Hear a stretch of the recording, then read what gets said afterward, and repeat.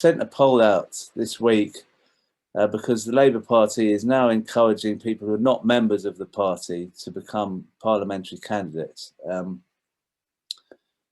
That apparently the reason behind this is that they don't think there are good enough quality candidates coming forward, and they need to open the pot to other people. So I did a survey that was sent out to over 1,000 people replied, and these are the responses. Do you think there is a lack of talent in the parliamentary Labour Party? This is the basis, I suppose, of what Keir Starmer's supposedly doing, although maybe it's something else. 70% of people think there is a lack of talent in the parliamentary Labour Party, and do factional interests in the Labour Party ruin the chances of the best candidates emerging? 84% say that it's a factional problem that stops Labour finding the best candidates. And similarly, the final question that I thought was of interest is it wrong for Labour to encourage people who are not Labour members to stand as party candidates? 86% think it's wrong for them to start admitting these non-members to be candidates. Now, we've got lots of people here who've put themselves forward to speak on this issue. And I'd like to start off by inviting Seymour. Are you there, Seymour? I am, thank you. Thanks for the invitation.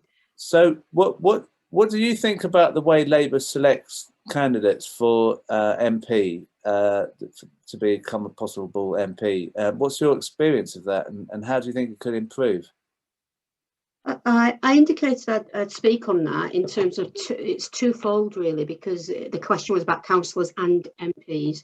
So I thought I'd share some of my own kind of experiences of that locally. Obviously, I've got to be very careful around getting myself expelled by speaking about this. So I was an ex-councillor. I've been a member for nearly 30 years of the Labour Party, and seeking to obviously get involved in the democratic process, stand for election. There's always a call for, we need more women, we need more people from black backgrounds, LGBT, the whole usual shebang. But when then it comes down to it, took me 20 years to actually get a seat. So I thought, what's going on here? Because there's a process, and I see who my counterparts are, and I'm going to be really careful not to name them locally, but it's easy to look. But when you look at, there's a formal process of application, as in you are a member, that's your criteria. You've got to be a member for at least a year. That's but then there's an interview, there's a written test kind of thing, like questions. And yeah, I look at some of the people who are appointed, and they are councillors. They don't actually even write or speak. And it's not about discriminating against people who don't. And I'm going to be careful, because I do understand people don't always speak the language. You know, it's a second language, so a written test can be flawed. But the whole system seems to be a mockery, because every time you put yourself forward, it's all done behind closed doors, and it's already agreed who's going to be the candidate. I actually went to one of those meetings where I tend to get selected in as standing, and I'm active around gender-based violence issues, and the previous news piece was really interesting, and I could say loads on that, but just sticking to this subject, I've done all the activities. I've got the t-shirt, you know, I'm a member of the unions, and then yet you still fall, and you think, what's going on? So it's only after 20 years when I get in, I realise there are a lot of preferences. There's a culture of your friends getting the positions, whether it's as an MP or as a councillor. So it's all predetermined. So you have this formal process, and then you have this informal process, which locally I've experienced that, and it's almost like this dynasty is created of certain people. So father-in-law, son-in-law, family members are all connected, and it's all about power. And those links, rather than actually doing what it says on the tin, what we're there to do. Thank you, Saima. Harriet Bradley, are you there? I was a councillor, and my experience is very similar to Seymour's, by the way. But I'd like to just talk about the issue of the MPs, as this is a specific thing. We, you know, that everything that Seymour said about councillors selecting friends, it's true. But let's talk about the MPs. On the face of it, this looks like a good idea. We do know that the MPs are sort of a load of lawyers and managers, and not the kind of people we'd like to see in our Labour Party. There are very few trade unionists in there, for example. So it looks on the face of it like an attempt to widen the base of the Parliamentary Labour Party. But in fact, we should resist this entirely, because it's just another way for the Starmerites to get rid of left people and bring in right-wingers. And that's absolutely what's going to happen. As an example of this, which does come from councillors, we had a really good black candidate for councillor, a really good woman candidate, excellent people, really brilliant intellectual stars, trade union members, everything you could want, activists. And they were got rid of by regional office and our MPs. And in came people who hadn't been in the Labour Party, who weren't trade union members. In other words, they don't have the values of the Labour Party that everyone's always going on about. They are just raw people, and who they are, they're either right-wingers, and or they are very naive people who can be groomed to be right-wing and just be yes people. Right. Now, this is really awful, and the only way we can challenge this is by having CLPs having the right to select their own MP. That is absolutely crucial. Until we get that, we're just going to have more of the same, and the Starmerites are going to win the day.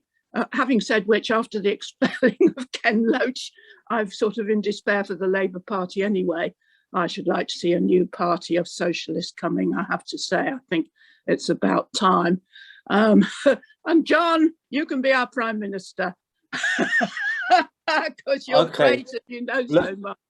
Okay, but so we must resist. We must resist this new system. It's bad. There was lots of response to that survey along the lines of local constituency parties must select the candidates, and I can't quite understand why that seems such an impossible thing to achieve. Duncan, Shipley, Dalton, you have applied to be a candidate, haven't you, in the past? Yeah, I did. Well, actually, I've applied. And you don't want to talk about that particularly, but would you be able to tell us what you think is wrong with the way candidates are selected?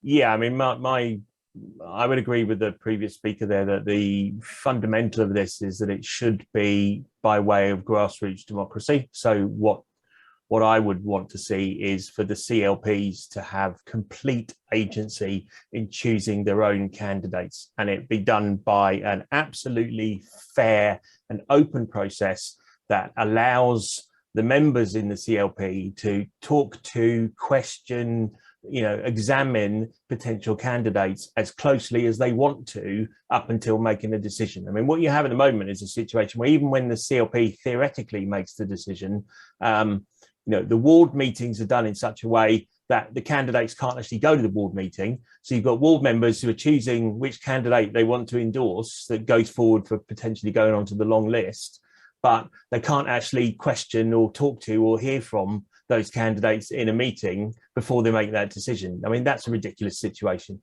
You can't have meetings where the members just get a chance to actually talk to, listen to the candidates. There's limitations on what documentation you can send out, whether you can actually, contact people. When I ran, one of the things I asked the GLU was, the rules say that you're allowed to use digital contacts. So I wanted to use Facebook advertising to try to reach some of those members. And I was told, the rules say you can do that, but it's on a budget that we set. So I asked them, well, what's the budget? And they said 0. So ridiculous situation that in theory you could do it, but in reality you couldn't. So and the whole process is like that. It's always just hurdle after hurdle after hurdle to make it more and more difficult for people to actually get to and talk to members. And the point of this is because it's a fix-up most of the time. It's you've got a chosen favourite son or daughter who's being put forward by the establishment powers in the CLP, and they make sure that the process is organised in such a way that the members basically are mushrooms and have no opportunity to really examine and listen and see whether this is a good candidate, and are pretty much given, this is the one we want you to pick. We'll go through a sham process of democracy for you to pick a candidate, but in reality it's not a genuine democratic process. And just in case you make the wrong decision and pick a candidate that we don't like, the GS has now got the power to remove any candidate that he wants to on the basis that he doesn't believe they're a quality candidate. But there's no definition of what a quality candidate actually is. It's down just to his pure discretion of whether he thinks it's a quality candidate or not. And if he doesn't, he can remove you with no reference, by the way, to a vote on the NEC. Just hear him on his own under the new rules that were put through by the NEC All Committee not long ago. Wow. Thank you, Duncan. That's really good to hear from you. And I'm going to we'll have some more people speaking later. But time's gone quite badly with certain things that have been going on. Mark McDonald, are you there? I am here, yes. You've been a candidate a few times. So what do you think about the idea that these are all stitched up and that candidates don't get a chance to speak to the local parties, and also that having non-members come in is just not the right thing to do? What's your view on that? Yeah, I've stood twice for Parliament, been a parliamentary candidate twice, and spanned, I think, over about 15, 20 years. I was first, there was a list that the Labour Party had, and this was back in 2000, and I was on that list. I was interviewed by a member of the NEC and two others. Actually, Anne Black interviewed me, and I became on that list in 2004. So there was a list, but the list was effectively thrown away over the years, and anybody could apply to stand for Parliament, and it didn't really matter as long as you'd been a member for more than 12 months as your role within the party, you could apply for to be a parliamentary candidate. And so the list of candidates is massive. And whereas before, what we had was, as I say, a list. And to be on that list, you had to go through a number of hurdles, and you had to be of high quality and have the ability to be able to have opinions and have strong opinions and argue your case. That's all gone now. But that's where we plainly need reform, and we need reform in our whole selection criteria in relation to CLPs. It's a long, drawn-out process. It takes a couple of months and is expensive. And if you don't have the money to produce leaflets and get them out to and post them out or hand deliver them, then you've got no chance of even standing as a candidate or being able to influence the vote at the final selection meeting. So the whole thing does need reform, but that's not our problem, Crispin. Our problem with parliamentary selection in the Labour Party comes down to the NEC control over who is selected towards the end of the selection procedure and just before the general election. It's been happening for years now, and it is really a darkness and corruption right at the heart of our democratic system. Because we all know that unless you stand for the Labour Party or a Conservative Party or the Lib Dems, you generally don't get elected to be an MP. So to have that Labour Party sticker means that you can get in and be elected. And we all stand, when we stand as Labour Party, under the Labour Party flag. And so, the ability to be able to get that selection is absolutely crucial if you want to be an MP. And the NEC are able to take over complete control and slot people into safe seats as it gets closer to the general election. It's happened over nearly every general election. What tends to happen are MPs who are retiring don't announce their retirement, and it's a quid pro quo. They generally get a seat in the House of Lords, they retire, the NEC is then able to put a safe person in that seat. It's all run by the organisation committee of the NEC. That committee has absolute power. And what you have found over the years, that the sister of a member of the organisation committee becomes an MP, the husband of a member of the organisation committee or the NEC becomes an MP, members of the NEC become MPs. You have friends and colleagues of the NEC who get slotted in to safe seats.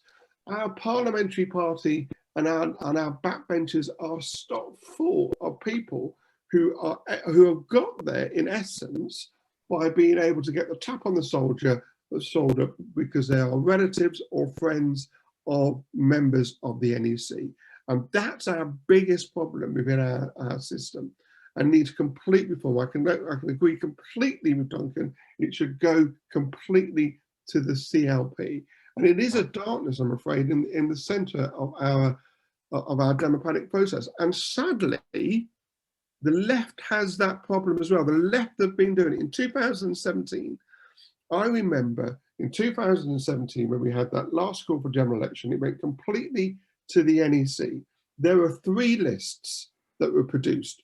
And unless you were on one of those lists, you could not be a parliamentary candidate.